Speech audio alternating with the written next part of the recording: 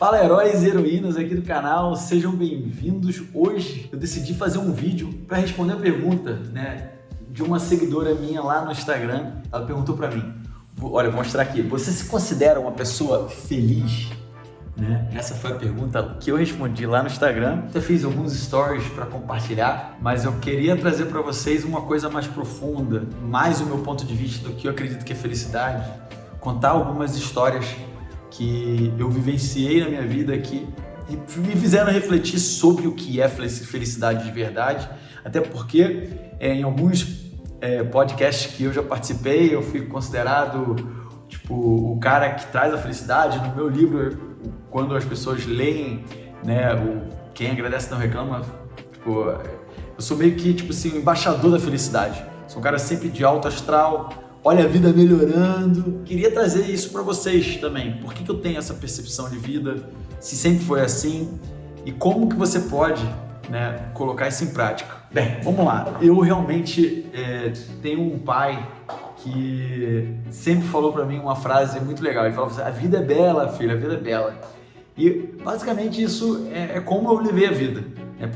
Independente das dificuldades, eu sempre pensei nisso, que estar vivo é muito importante. Eu sou grato a isso, a uma oportunidade de todo dia acordar. Quando eu acordo de manhã, olha a vida melhorando mesmo, porque é uma vida, quando eu abro o olho, eu tenho umas oportunidades de fazer algo melhor, de corrigir meus erros e estar sempre melhorando, entendeu? Então, para mim, a oportunidade maior que eu posso ter é poder abrir meus olhos todo dia quando eu acordo. Começa por aí a felicidade, mas existe uma fórmula. E aí, o que eu trouxe lá no meu Instagram para explicar a felicidade foi uma fórmula que eu li em um livro, depois eu assisti num podcast. O dono dessa fórmula chama-se Mo Gawdat, tá? É um cara muito inteligente, foi o CEO do Google X, que é a empresa, um braço da empresa do Google de inovação. Imagina, o Google já é muito inovador, mas ele é o CEO da empresa de inovação. O cara é um gênio, ele fala muito sobre inteligência artificial, tem livros sobre isso também, mas depois que o filho dele faleceu por um motivo meio bizarro, ele estava numa viagem e precisou fazer uma cirurgia de apêndice extremamente fácil e 6 horas depois o filho dele faleceu por conta de vários erros. E aí o filho dele tinha 24 anos e tal, 22, 24 anos, e sempre o filho dele era o cara que trazia ele, colocava os pés no chão dele, fazia ele refletir sobre a vida, sobre felicidade, trazia perspectiva sobre felicidade, porque ele era um cara muito lógico. Então ele trouxe a lógica para o conceito de sentimento, emoções, essas coisas todas. E ele escreveu um livro, e essa fórmula, eu quero até mostrar a fórmula, eu vou escrever ali no meu quadro para explicar melhor. Então vamos diretamente para essa fórmula, explicar como ela funciona. Vou mostrar aqui a fórmula da felicidade, ou seja, felicidade igual a percepção do evento menos a expectativa de como é a vida. Se você pode olhar para o seu passado, para qualquer momento do seu passado e escolher um evento, e o evento em si, ele não te tornou mais feliz ou menos feliz. Por exemplo, choveu, ok? A chuva em si, ela pode, se você olhar, lembrar de algum momento da sua infância, a chuva pode ter sido um evento que te trouxe felicidade ou não. Vai depender da expectativa que você tinha de como seria aquele dia, Ou seja, percepção do evento. Uma chuva que vem para irrigar uma fazenda, um lugar onde um plantio, uma agricultura que estava em necessidade, ela é percebida como um evento bom, porque a expectativa de como é a vida aqui é árido, é seco, e a gente precisa da chuva. Então, se você pegar a percepção do evento menos a expectativa de vida, você vai ter isso. Vou levar para a infância. Quem aqui já brincou na chuva? Como foi o nível de alegria ou de felicidade num dia daqueles? Por quê? Percepção do evento, chuva. Qual é a expectativa de como é a vida? Ficar preso dentro de casa, Ou seja, se você sai para brincar na chuva, Ou seja, você está fazendo algo que é muito maior, a percepção do evento tipo, é totalmente diferente, é muito melhor, né? Porque você subtraindo o que era a expectativa de vida, acaba mostrando que você vai ter mais felicidade. Tipo, eu consegui colocar isso na cabeça de vocês, porque eu vou dar outros exemplos. Vou dar um exemplo até pessoal meu, né? Que foi um momento da minha vida que eu refleti muito sobre religião, sobre felicidade. Isso foi em 2007, eu tive um acidente de carro, né? Eu bati atrás de um ônibus parado numa via expressa, né? Ele não era para estar parado ali, mas eu também estava em alta velocidade, e eu bati na traseira desse ônibus e quebrou meu braço. Esse não foi um problema, né? Aconteceu e eu levei numa boa até, as pessoas encararam, eu fiquei 3 dias no hospital. O problema não foi ali, foi que meu pai falou que ele ia pegar um médico do Flamengo para me ajudar, etc. E aí eu saí do hospital, não fiz a cirurgia que eu precisava fazer. E passou uma semana, 2 semanas, 3 semanas, 4 semanas e nada. Meu braço não melhorava, até fiz um raio-x e o osso não estava junto, ou seja, ele não ia ossificar, ele não ia voltar ao lugar. Então, eu comecei a ficar frustrado. Por quê? Um acidente, um evento como esse, né, poderia ter causado alguma coisa, mas percepção do evento. Eu bati um carro. Expectativa de como é a vida. Quebrar o braço. É bem natural, melhor até do que o acidente do carro causou. Então, no meu ponto de vista, eu estava feliz que eu estava com a vida. Então essa é a minha perspectiva, né? Só que, passadas 4 semanas, e eu não ter feito cirurgia e eu não estar melhorando, começou a gerar frustração em mim. Nível de felicidade bem pequeno, porque a percepção do evento era: eu já deveria estar com o meu braço, com uma cirurgia no braço, em recuperação, com um gesso no braço, alguma coisa deveria acontecer. E essa era a minha expectativa da vida, né? A percepção do evento é: deveria ter feito o negócio. Já deveria estar com o negócio. A expectativa de como a vida já deveria ter resolvido isso. E não estava sendo resolvido. Então a felicidade começou a cair. Diminuir, e foi um momento da minha vida que eu fiquei até um pouco depressivo. Demorou 7 semanas para eu fazer minha cirurgia. Eu tenho muito a agradecer às pessoas ao meu redor, amigas. Uma amiga minha que conseguiu. Na época era o Pan-Americano do Rio de Janeiro. Tinha um mandato, um negócio que só poderia entrar eu não tinha plano de saúde, e nos hospitais públicos só podia ir caso de vida ou morte, e no meu caso não era, né? Então eu não consegui nem voltar para o hospital público que me atendeu, foi o Lourenço Jorge. Aí eu fui parar no Fundão, no Hospital do Fundão, graças a uma indicação de uma amiga minha, me colocou lá, e aí mesmo assim eu fiquei bem frustrado. É engraçado, né? Por quê? Porque, novamente, eu fiquei 2 semanas no leito esperando fazer a cirurgia, e toda vez que você vai se preparar para a cirurgia, você tem que entrar em jejum e ficar o dia inteiro esperando para ser chamado. Isso aconteceu comigo umas 4 vezes. Então, novamente, felicidade lá embaixo. Por quê? Percepção do evento, né? Qual é o evento? Me preparar para fazer a cirurgia. A cirurgia não acontece.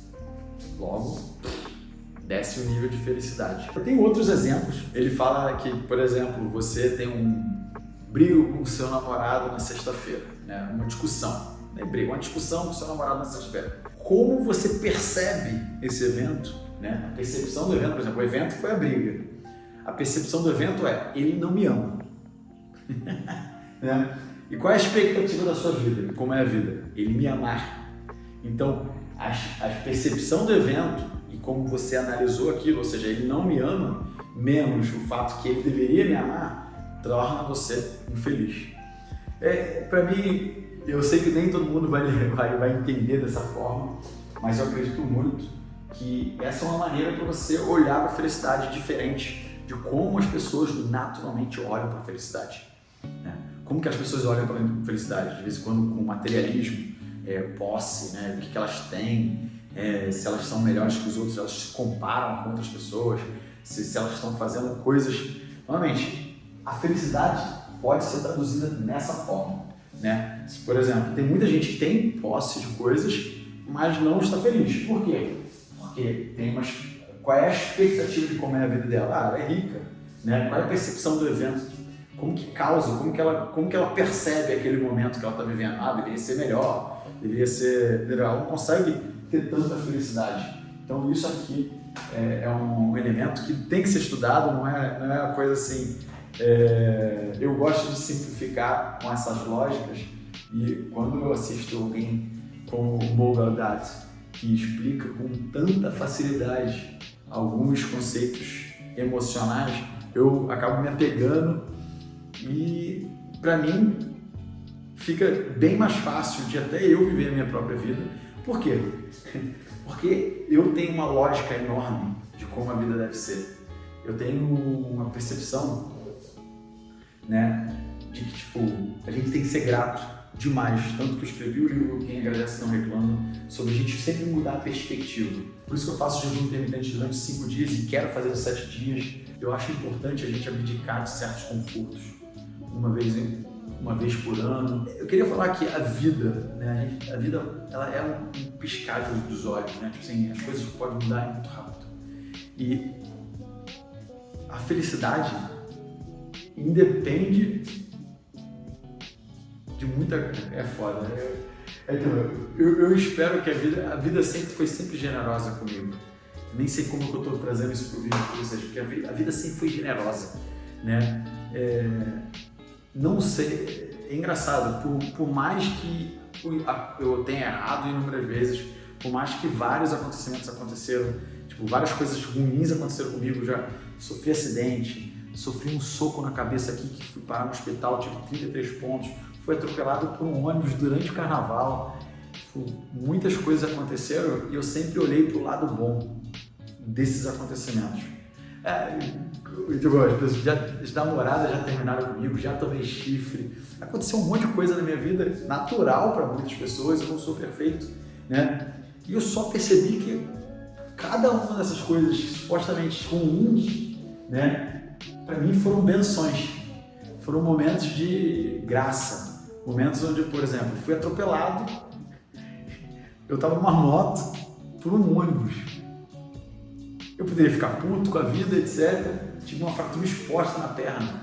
Mas não, eu estava vivo. Então, eu sempre consegui olhar para o lado bom das coisas e acho que esse é o meu diferencial. Esse é o motivo que eu estou sempre feliz, né? De, tipo, essa minha capacidade de rapidamente analisar as coisas, né, da vida e aplicar. E eu vou trazer, para concluir esse vídeo, que provavelmente está bem longo, trazer o que o Mo Gaudat explica. Ele diz que tem 3 passos para a felicidade, né? A primeira delas é você, óbvio, reconhecer, se conscientizar do sentimento, da emoção que você está sentindo. E aí questionar, né, em relação a esse evento ou a essa emoção, se é verdadeira ou não. Por exemplo, no exemplo do casal, onde a menina fala, brigamos, né? Ela ficou triste, está infeliz. O sentimento dela a percepção do evento dela ele não me ama. Isso é verdade? Né? A pergunta o que eu estou pensando é factual, é um fato, né? Ou é uma coisa, uma criação na minha cabeça? Porque se não for verdadeiro, nem precisa ir para o próximo passo. Morreu. Mas se você considera que é verdadeiro, você tem que ir para o próximo passo. O segundo passo existe alguma coisa que eu posso fazer em relação a isso? Né? Essa é a pergunta muito básica, né? Então, se você pergunta, eu posso fazer algo sobre isso? E se a resposta for sim, você vai lá e faz. Você pode sentar e mandar uma mensagem para o seu namorado e falando, vamos conversar sobre a briga de sexta-feira? Eu gostaria de entender melhor o que você estava falando, a gente não precisava brigar. Existem várias coisas que podem ser feitas para resolver aquilo, né? Você pode dar um passo que está no seu controle. E tem coisas, infelizmente, na vida que a gente não tem controle, né? Acontecimentos, por exemplo, uma tragédia, um estupro, sei lá, o que aconteceu, né, em 2020. Tem coisas na vida que a gente não tem controle. Número 3 aconteceu algo e eu não tenho controle, né? Eu não tenho como mudar aquilo. Eu posso aceitar e fazer algo com aquilo que aconteceu? Por exemplo, não se render àquilo? Porque no final das contas, a pergunta que você pode fazer é: deu certo tudo que você está fazendo até hoje, nesse trauma que você viveu? Porque essa é a questão. Eu vejo muitas pessoas com mágoa, com sofrimento, se segurando as situações do passado, traumas do passado que ela não teve controle do que aconteceu com ela e ela não teve controle, e mesmo assim ela continua vivendo aquilo, remoendo aquilo. E o que o Mogodato ensina ele não fala que você tem que esquecer a morte, como ele não deveria esquecer a morte do filho. Ele falou assim, ele é louco, ele chora quase que semanalmente lembrando da morte. Só que ele decidiu não se render àquele sentimento, aquele sentimento de... Ele decidiu não se render àquele sentimento de depressão, de infelicidade, e decidiu fazer algo com aquilo. Ele não se rendeu. Então, o que você pode fazer? Que tipo de mensagem que você pode transmitir através do que aconteceu? Isso é não se render. Trazendo mais um vídeo para vocês aqui, deixa um comentário do que vocês acharam sobre essa fórmula aqui, doido, né? Se ela faz sentido ou não para você. Se ela faz sentido para você, digita felicidade. Se ela não faz sentido, manda uma pergunta para que eu vou tentar esclarecer ainda mais, ou aqui ou lá no meu canal do Instagram, beleza? Deixa o seu like, assina o canal e ativa o sininho, beleza? Até amanhã!